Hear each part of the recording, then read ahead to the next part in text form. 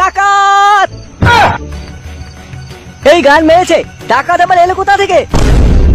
খানকে ছেলে কি হচ্ছে বলতো লেওরা? কয়েকদিন আগে রেপের জ্বালায় বাড়ি মেয়ে বউরা বাড়ি বেরোতে পারছিল না, এখন আবার ডাকাত। গুনমানি, আমাদের গ্রামেতেই মনে হয় কারো কুনজর পড়েছে। কি রে, তোরা এখন এখানে বসে আছিস? আরে ডাকাত পড়েছে, কানে কথা যায়নি। তাড়াতাড়ি চল মারা, খানকে ছেলেকে আরেকটু হলে ধরে ফেলতাম। তাই নাকি? কোন দিকে গেছে? ওই তো, আরে উত্তরে জঙ্গলের দিকে। আরে ওই দিকেই তো বিজ্ঞানী হংকিং এর ল্যাবরেটরি রয়েছে। ভালোই হয়েছে, গুডবাইনিকে হাতে নাগালে ফেলে হংকিং এর ল্যাবরেটরিতে নিয়ে গিয়ে গাড়ে অ্যাসিড ঢেলে ফোন মারবো। কিন্তু তা করতে গেলে তো তোর বড় আসতে থাকবে না। কন্ডম কি করতে রয়েছে শুধু বেটা? শুধু কি ফেটা জমিয়ে রাখার জন্য নাকি? তোরা তোদের তর্ক বন্ধ করবি, গিয়ে তাড়াতাড়ি চল এখান থেকে।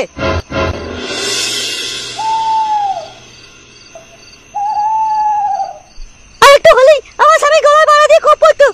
ভাগ্যিস আমার ঘুমটা তখনই ভেঙে গিয়েছিল। তো কোনো কিছু চুরি যায়নি তো? হ্যাঁ গেছে তো, আমার দীর্ঘ 5 বছরের যত্ন করে তুলে রাখা প্যান্টিটা চুরি হয়ে গেছে। কি রকম গুনমানি ডাকাত দে মারা, জীবনে মারা এই প্রথম শুনেছি ডাকাতে প্যান্টি চুরি করেছে। ওই প্যান্টি ছিঁড়ে কন্ডম বানিয়ে ওই খানকি ছেলে ফোন মারবো, চল তো।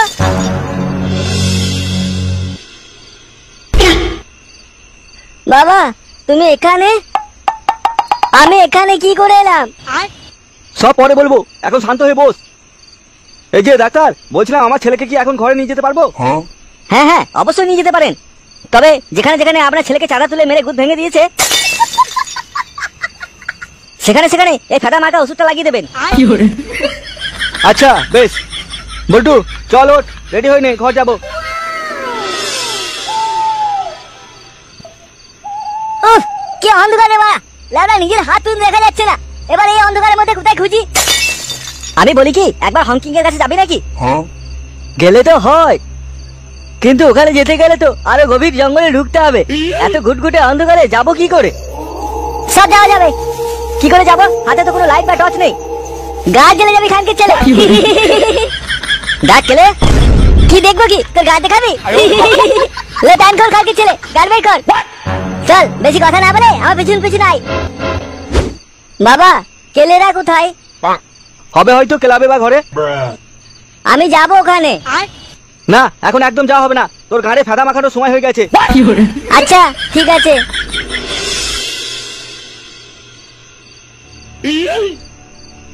একই বাড়া, একই অবস্থা ল্যাবরেটরি। প্রফেসর হংকিং কোথায় গেল? নিশ্চয় ওই প্যান্টিতে টাকা দিয়েছে, হংকিং এ গান মেরে দিয়ে চলে গেছে।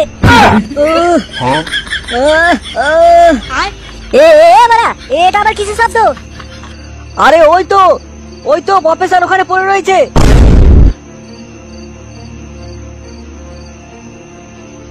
ওরে খানকি ছেলেগুলো, হা করে কি দেখছিস? প্রফেসরকে তুলে বসা।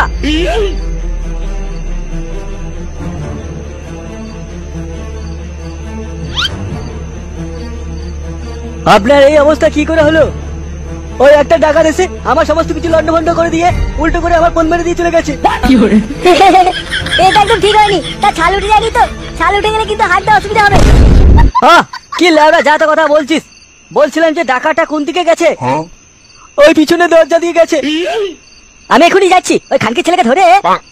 কাউকে কোথাও যেতে হবে না। ইস আপনার তো ভীষণ চোট লেগেছে। এ বাবা, পায়ের নখ ফিটে গিয়ে কিরকম রক্ত বেড়েছে দেখো। ছেলে নন্টে তোরা চটপট হকিকে হাসপাতাল নিয়ে যা। আর তুই? মারাতে লিকুইড লাগিয়ে হ্যান্ডেল মারবো খানকির ছেলে। ল্যাবরা যেটা বলবো সেটা সঙ্গে সঙ্গে কেউ করবে না।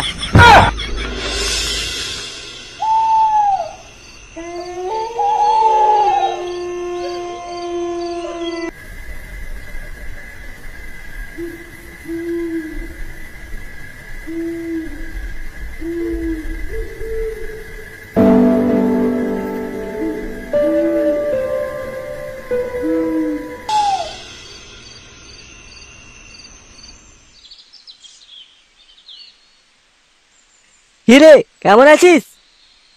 হ্যাঁ এখন একটু ভালো আছি, তবে গাঁটটা খুব টনটন করছে। টনটন তো করবেই, এতদিন ধরে পাড়া মেয়েদের যেভাবে এক নাগারে ঠাপিছিস তাতে করে তো হওয়ারই কথা। মামা মানে? আরে ও কিছু না, ওখানকে ছেলে কথা বাদ দে তো। তুই এখন একটু রেস্ট কর, আমরা পরে আবার তোর সঙ্গে দেখা করতে আসবো। এক্ষুনি তো এলে বাবারা, এক্ষুনি চলে যাবে? কিছু মুখে দিয়ে যাও। হ্যাঁ হ্যাঁ না, এখন তো টাইম নেই, হাতে অনেক কাজ পড়ে রয়েছে। কি হলো হা করে কি দেখছিস আমার দিকে ওভাবে? কালকের ছেলে পরে গিলবি, এখন চল। বলছিলাম কি পানু, আমার একলা একলা ঘরে বসে থাকতে একদম ভালো লাগছে না, তোদের সঙ্গে আমাকে নিয়ে চল না। না না, তোর এখন বাইরে বেরোটা ঠিক হবে না। এমনিতেই গ্রামের লোক সব খেপে রয়েছে তোকে গাড়ির কাপড় খুলে কেলাবো বলে। তার থেকে বড় নোনটাকে তোর কাছে রেখে যাচ্ছি, তুই নোনটার সাথে গল্প কর, ঠিক আছে? আচ্ছা বেশ, হ্যাঁ পারলে একটু গায়ে হাত বুলিয়ে দিস। আরে বড়া, তুই তো দেখছি আজকালকার জামানার ছেলেদের মতো হাতে ট্যাটু করেছো। আরে ও কিছু না, কিন্তু এইরকমই ট্যাটু আমি আরেক জায়গায় দেখেছি। কোথায়? বাঁচাও বাঁচাও, কে আছো আমাকে বাঁচাও, এই শুয়োরের বাচ্চা বুড়ো বাবা আমাকে রেপ করে দিল, কে আছো বাঁচাও।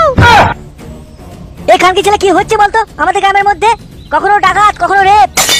একবার ওখানে দৌড়ে যাও, একবার ও গায়ে গিয়ে লাথি মারো, গ্রামের লোকগুলো কি লেওড়া পাগল চোদা হয়ে গেল নাকি?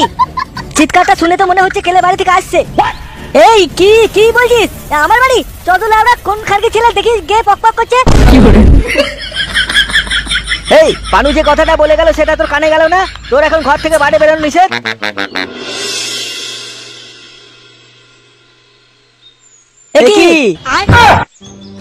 কি বাবা লেওড়া, শেষ পর্যন্ত তুমি কিনা এরকম একটা জঘন্য কাজ করতে পারলে? ওরে শুয়ারের বাচ্চা, আমি ঘরে করে বসে বসে কাগজ পড়ছিলাম, পিছন থেকে এক বাঞ্চত এসে হাওয়া গতিতে কি যেন একটা চুরি করে নিয়ে পালাচ্ছিল। আমি যেই ধরবো বলে ঝাম মারি, ও ছায়া মূর্তি গায়েব হয়ে যায়, কিন্তু মাঝখান থেকে এই মাগিটা কোথা থেকে যেন চলে আসে। এই খবরদার মাগি, খবরদার আমাকে হাতি বলবি না, লেওড়া আমি তোর বাপে খাই নাকি? তোমাদের ঝগড়া থামাবে বাড়া? এদিকে আমাদের চিন্তায় গাঁড় ফেটে যাচ্ছে, আর ওইদিকে ওনারা গাড়ে গাঁ তুলে ঝগড়া করছে। আরে এই যে বদি, তুমি আমাদের বাড়ির ভিতরে হট করে ঢুকতে গেলে কেন? এসব মধ্যে আবার তুমি নেই তো? এই না না, আমি কেন এসব মধ্যে থাকতে যাবো? লেওড়া যা গরম পড়েছে, ঘরের ভিতরে পাখা ঠিক করে আমাকে ঠান্ডা করতে পারছিল না, তাই আমি হালকা করে শাড়িটা তুলে বারান্দায় বেরিয়েছিলাম বাইরের হাওয়া লাগানোর জন্য। তখনই দেখলাম তোমাদের বাড়িতে ছায়ামূর্তি যেন কি একটা ঢুকছে, তাই জন্যই আমি তো দৌড়ে এসেছিলাম। এই গেলটি যদি আবার বলে কি বাড়া, আমি যদি ঘরে না থাকতাম ওই ছায়ামূর্তি তোরই কাপড় তুলে গান মেয়ে দিয়ে চলে যেত। অত সফল নয় এই বিমলাকে সাইজ করার। লেওড়া বিমলা নাকি গামলা, লেওড়া 12 জনের সঙ্গে ঠাপিয়ে গামলা তৈরি করে ফেললো। বাবা তুমি চুপ করবে। এই বৌদি তুমি তোমার ঘরে যাও, আর বাবা তুমি ঘরে খিল দিয়ে বসে থাকো, আমরা আসছি। লেওড়া দিনের বেলাতে ঘরে খিল দিয়ে বসে থাকবো কেন রে? আরে বাড়া তুমি যা পারো তাই করে বসে থাকো, যত সব বলেছি তো ভাম। হ্যাঁ রে নন্টে, আমার অগণতায় আমি কার কার ক্ষতি করেছি একবার বলতো? অগণিত বলিস কি? হ্যাঁ রে, আমার তো আবার ভয় লাগছে, তোর না আবার এডস হয়ে যায়। খানকির ছেলে একটা না জেঠ আবার ঠাপিছিস, এতে করে এডস হওয়ার সম্ভাবনা বেশি। বলিস কি ভাই, আমার তো আবার ভয় লাগছে। শুনেছি তো এডস হলে মানুষ কিছুদিনের মধ্যে মারা যায়। ভাই আমি বাঁচবো তো?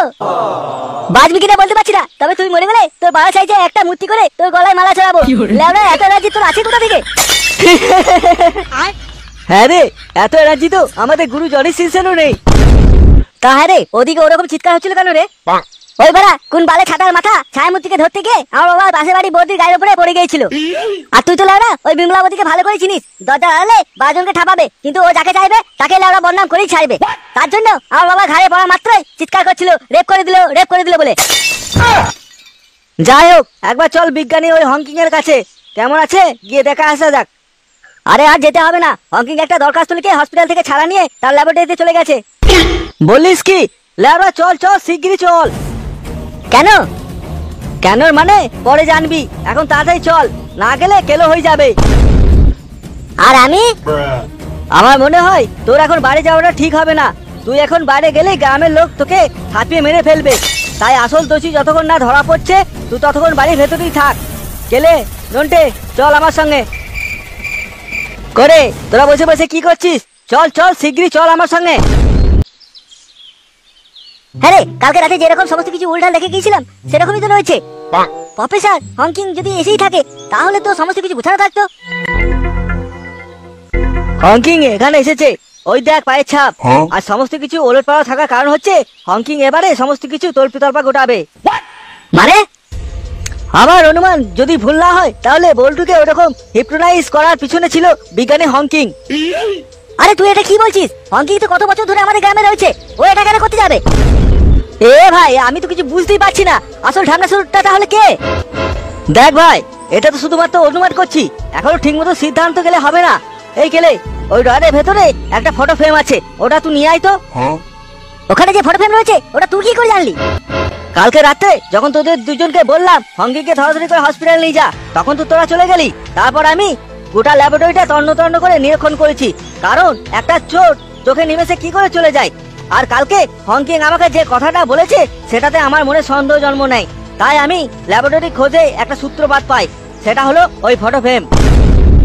এই বানু, ওই কি আছে ওই ফটো ফ্রেমের মধ্যে? তোর বাপের বাড়া আছে শুয়ারের বাচ্চা, দেখতে পাচ্ছিস না এখনো পর্যন্ত কোনো সিদ্ধান্তে পৌঁছায়নি। এখন অনেক কিছু দেখা বাকি রয়েছে, সবকিছুতে যেন কি রয়েছে কেন রয়েছে। শালা কোন লগ্নে জন্মগ্রহণ করেছিলিস কে জানে। কেলে, মুখ সামলে কথা বল কিন্তু। আরে ধ্যাত মারা, মুখ সামলে কথা না বললে কি বান্টু ছিঁড়ে নিবি?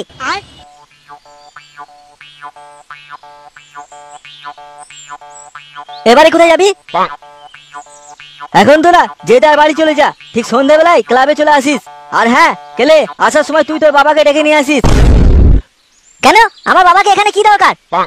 তোর বাবাকে দিয়ে তোর ফোন বানানো হবে। তবে রে শুয়ারের বাচ্চা। ছাড় ছাড় ছাড় ছাড় ছাড়, ছাড়বো খানকে ছেলে, আজকে আমি তোর ফোন মারবো।